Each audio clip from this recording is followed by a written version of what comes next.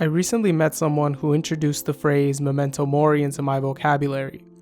Before then, I'd never come across the idea of keeping a token as a reminder of death. There was something hauntingly poetic about that phrase to me, and even though I'm not in contact with that person anymore, that phrase, much like my memories of her, looms over me like a rain cloud covering the bright sun. I think that in our minds, memories can work in a very similar way. Memories are emblems of death that survive it. They are reminders of an experience that doesn't exist anymore, of a moment in time perished only to resurrect and haunt us from beyond the grave. But memories are also full of life, love, and happiness. Memories are curious things, equally full of pain as they are of pleasure, of life as they are of death. Memories are dead things full of life, which begs the question, what is better? Death? Or losing our memories? The answer given by Plastic Memories is beautiful in its simplicity. Memories are beautiful, but they are also painful. They are filled with joy, just as they are filled with sorrow. And the more joy a memory contains, the greater its potential to cause us sorrow. 幸せな思い出や綺麗な思い出が救いになるとは限らない。思い出が綺麗なほど辛くなることもある。But to live without memories is to live without humanity. It is to be a wandering animal, a cat-eyed creature of instincts that feels pain but lacks empathy. And it is empathy, alongside self-interest, because let's be real, that is at the heart of our relationships with one another. Fasten your seatbelts. It's going to be a bumpy night.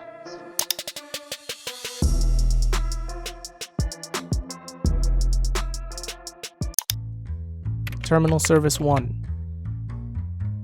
The characters in Terminal Service 1 epitomize this idea. They are different from the other offices of the Scion Artificial Intelligence Corporation in their empathy. While all terminal offices are tasked with retrieving moribund Giftias, only Terminal Service 1 does so with due regard paid to the feelings of the owners of these synthetic human beings. They provide care before, during, and after retrieval. Giftias. At the heart of this empathy is a young girl named Isla, an android that is about 3 months away from her expiration date. Giftias are curious things whose status lies somewhere between objects and fully humans, depending on who you ask. They are humanoid androids with synthetic souls manufactured by the Scion Artificial Intelligence Corporation. They are, for all intents and purposes, indistinguishable from human beings, save for two simple facts. Giftias have a lifespan of 81,920 hours, or about 9.5 years, after which their personalities and memories are destroyed, leaving them a wandering husk driven solely by instincts. As metallic beings, they are also far stronger and more agile than most human beings, especially once their limiters are removed. In being this strange combination of human and inhuman traits, they are a black box for the prejudices of those who find them.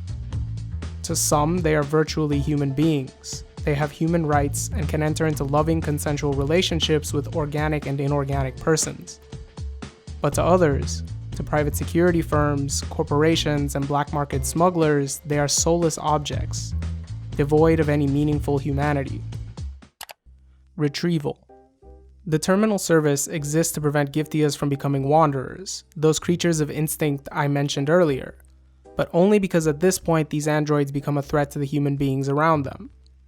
To this end, shortly before a Giftia reaches their expiration date, a human Giftia pair of a spotter and a marksman are tasked with retrieving and decommissioning the soon-to-be defective Giftia. Most terminal service offices handle their jobs with indifference bordering on cruelty. They rip away Giftias from the human beings that love them forcibly and abruptly, coercing the owner into signing away their Giftia's life on the spot. But Terminal Service 1 is different. In her early years working for this office, Isla introduced the method of dealing with Giftias and their owners steeped in kindness and understanding. The spotter and marksman pair would seek the consent of the owner and Giftia by offering them closure. This is not a perfect solution to the loss felt by owners when their Giftias are taken away. In fact, many of the characters in the show still point to the nature of their job as being about ripping memories away. but it is a more humane method of euthanasia than the alternative, which involves coercion and, in cases of rogue wanderers, violence. Empathy. A question that is always floating around in the background of this series is what exactly empathy is. Who defines what empathy is? And is empathy something that should be rewarded in principle or examined on a case-by-case basis? The answer seems to be neither and both. After an incident where the gifted foster father of Michido Kinoshima became a wanderer, wounding Ayla's old partner Kazuki Kuwanomi, Ayla's procedure was implemented as office protocol. At Kazuki's recommendation, empathy became the norm at Terminal Service 1, ironically at the same time as she herself abruptly severed her connection with Ayla, about 3 years prior to the start of the series. Kazuki decided that it would be best for Ayla, best for herself, if she cut off all ties of formal partnership and friendship. She thought that such actions would spare both parties of the pain of letting each other down, but also of the pain of having to part ways on Ayla's looming expiration date. She thought this was an empathetic action, but instead her actions led Ayla to close off her heart and to abandon any hope of making memories. The pain of abandonment led Ayla to stop writing in her diary, to stop creating herself as a subject of memories.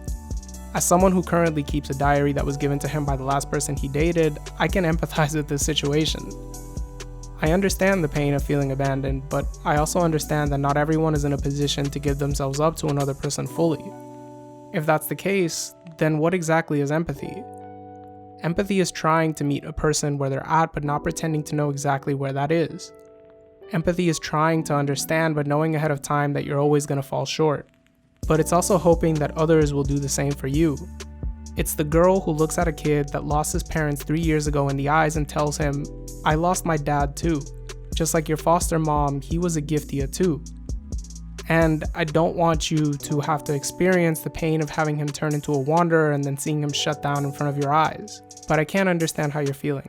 I can't fathom what it would be like to have my mom ripped away from me twice. But you're going to have to be strong because I wasn't." Empathy fails. Empathy falls short because empathy lives in our hearts. And our hearts are egotistical.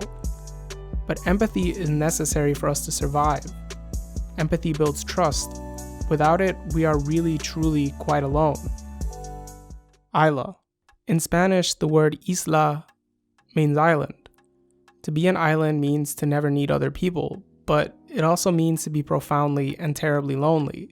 Ayla is true to her namesake. At the start of the show, she is all alone, and she has been so for 3 years. She has no partner, and she is now a teammaker for Terminal Service 1. That all begins to change when she meets Tsukasa, our protagonist. They are assigned to be partners from day one, but they become friends and lovers as the series wears on. Gifts. At first, Ayla appears totally closed off to any of Tsukasa's advances, except that she gives him her diary at the start of episode 1. He reads it and gradually tries to get close to her, as he grows a crush for her that blossoms like a spring rose in the sunlight of midday. She refuses. She won't accept his gifts, just like she won't accept the gifts of anyone in the office.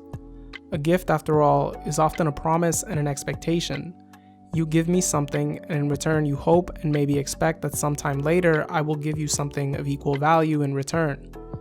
Keeping promises builds trust, and trust is a key ingredient to any relationship.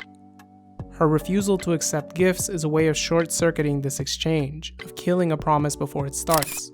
She kills promises to protect her heart and those of others from being broken, and herself and them from the pain of having her memory ripped away. A gift, after all, is also often the seed of a memory and a piece of another person. An experience turned into an object. And at this point in the story, she can't bring herself to accept, let alone promise to give anything of herself in return. Promises and forgiveness. A promise is a potential gift, but also almost always an obligation. I tell you I'm going to do something and you trust or expect me to follow through. If I don't, if I fall short of your expectations, you have every right to be disappointed and perhaps to not trust me as much as you used to. But promises can't always be kept. Life often gets in the way. Things happen. Uncontrollable circumstances change. Therein lies the beauty of the gift of forgiveness. To forgive is in many cases to forget. to let go. In this sense, forgiveness is a gift too. Except it's a gift that can't be repaid. I broke a promise. I eroded our trust. So I ask for the gift of forgiveness. You forgive me. You release me of my unpayable debt. I can give you other gifts in hopes that they will be near equivalent to what I failed to pay, but I will never be able to pay you for that broken promise itself. The themes of promises and forgiveness underlie the plot of Plastic Memories. Tsukasa and Ayla promise to be with each other until the very end, and forgive each other when they fail to do that.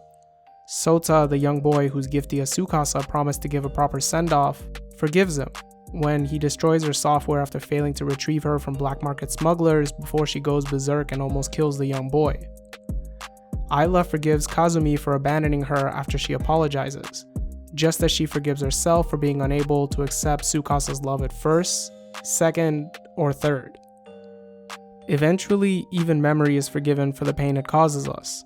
And if we can, we forgive ourselves partially or wholly for trying so desperately to run, hide, and deceive ourselves from having to accept reality. We accept love, and we begin to write in our diaries once more, knowing that eventually all good things, including ourselves, must come to an end. The end. After a spurned confession at a festival, long after both parties understand that their time together is finite and ephemeral, and after a dissolved partnership and some much needed deliberation with the other guys and gals at Terminal Section 1, Ayla and Tsukasa end up together. He chips away at her walls until she decides to take them down. They spend time together until the end, living life normally, going to work, spending time with their friends at an office party, cooking together, and going on the occasional date.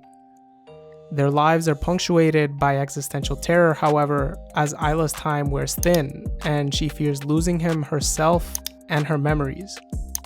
He is in pain, smiling in the face of her impending death by living in the present, at least until their time is up. On Ayla's last afternoon, they go to the amusement park once more. They ride the rides, hold hands, people watch until eventually sunset kicks in and Tsukasa is made acutely aware of his impending loneliness. They close out the evening on the Ferris wheel, where she asks him to take her life. He obliges and painstakingly gives her the gift of death.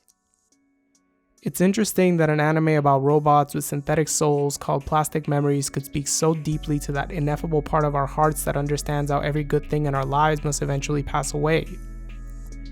It, like us, must eventually become a memory. But that doesn't mean that we should throw our memories away, that we should lock them up within ourselves and throw away the key. That we should hope to forget that they ever happened in hopes of forgetting the pain that they may cause us. Memory is plastic, meaning that it is two things. Memory can be more or less fixed or rigid, but memory can also be easily molded and shaped. Memory can serve us just as much as it can make us its servants. Memory is a token of death, a corpse full of life, a memento mori. A wilted rose sitting in a jar in another person's bedroom with traces of what happened still haunting it.